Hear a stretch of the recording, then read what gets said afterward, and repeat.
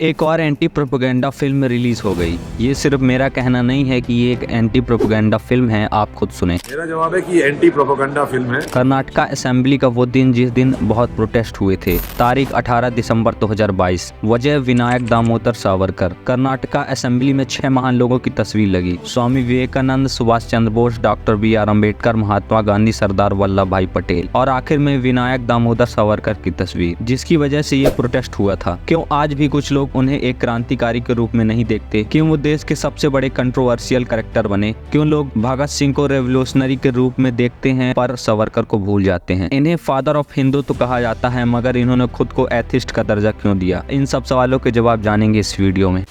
सावरकर माने तेज, सावरकर माने त्याग, सावरकर माने तप, सावरकर माने तत्व, सावरकर माने तर्क, सावरकर माने तारुण्य, सावरकर माने तीर, सावरकर माने तलवार, सावरकर माने तिलमिलाहट।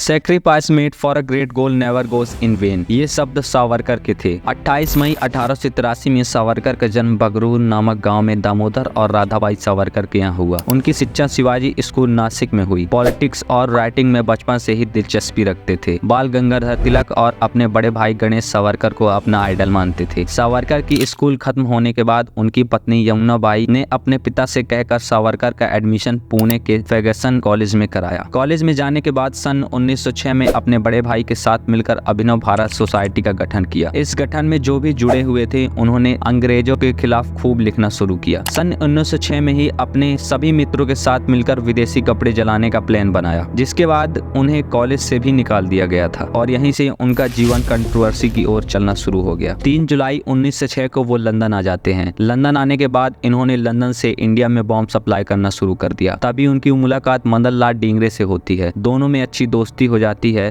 तभी 1 जुलाई 1906 को डींगरा सीक्रेट ऑफ इंडिया के एडवाइजर कर्जन वैली को गोली मार देते हैं और दूसरी तरफ इंडिया में British government divide and rule शुरू करने की तैयारी कर रही थी। तभी उनके बड़े भाई गणेश दामोदर ने रेवोल्यूशन शुरू कर दिया, जिसकी वजह से उन्हें ATM जैक्सन ने पकड़ा और 1909 को काले पानी की सजा सुना दी गई। तभी एक और नाम उभर कर सामने आया, नाम अनंत खान हेरे। इन्हें दामोदर भाई के जेल जाने का दुख था, जिससे गुस्से में आकर उन्होंने ATM जैक्सन को गोली मार दी। गोली लगने के बाद गवर्नमेंट का पूरा शक सावरकर पर गया। गवर्नमेंट ने इन्वेस्टिगेशन किया तो पता लगा कि जिस बंदूक से गोली लगी थी वो गन सावरकर ने इंग्लैंड से इंडिया सप्लाई की थी। तभी फॉरेन गवर्नमेंट ने वारंट जारी किया और सावरकर को 13 मार्च 1910 को लंदन में पकड़ लिया। 4 जुलाई 1911 को सेक्शन 121A IPC के तहत 28 साल के सावरकर को 50 साल काले पानी की सजा सुनाई गई और अंडमान जेल भेज दिया गया। 6 जनवरी 1924 को बहुत संघर्ष करने के बाद वो बाहर निकले। उन्होंने जेल में रहकर भी 7000 पोयम और भारत माता के लिए कई किताबें लिखी, जिससे ये साबित होता है कि वो एक सच्चे देशभक्त थे। मगर उनके क्रांतिकारी शब्द पर माफीनामा शब्द आज भी दाग बना हुआ है। उन्होंने 1911 में ब्रिटिश सरकार को पहला माफीनामा दिया, जिसे ब्रिटिश सरकार ने अस्वीकार कर दिया। दूसरा माफीनामा 1913 को सावरकर ने गवर्नमेंट को दिया और लिखा, do not support violence and are ready to serve the British government in any capacity, just get them out of here, और इसे भी उन्होंने रिजेक्ट कर दिया। तीसरा माफीनामा 1917 को दिया और उसे भी रिजेक्ट कर दिया गया। चौथा प्रेडिक्शन 1920 को दिया और इसका भी असर ब्रिटिशों पर नहीं पड़ा। फाइनली 1921 को ब्रिटिश सरकार ने सावरकर को अंडमान से रत्नागिरी जेल भेजा, मगर एक डिक्लेरेशन साइन कराने के बाद उस पे लिखा था, the decision of British court and the British rule in India to be good, और यही साइन सावरकर और उनके बड़े भाई का बदनामी का कारण बना। उन्होंने यह साइन काले पानी की सजा की वजह से किया था। सजा ऐसी की रूह कांप जाए, हफ्तों तक खाना नहीं, solitary containment, oil grinding machine, mentally torture, ऐसी पनिशमेंट मिलती थी। सोचिए यदि आप उनकी जगह होते तो क्या करते।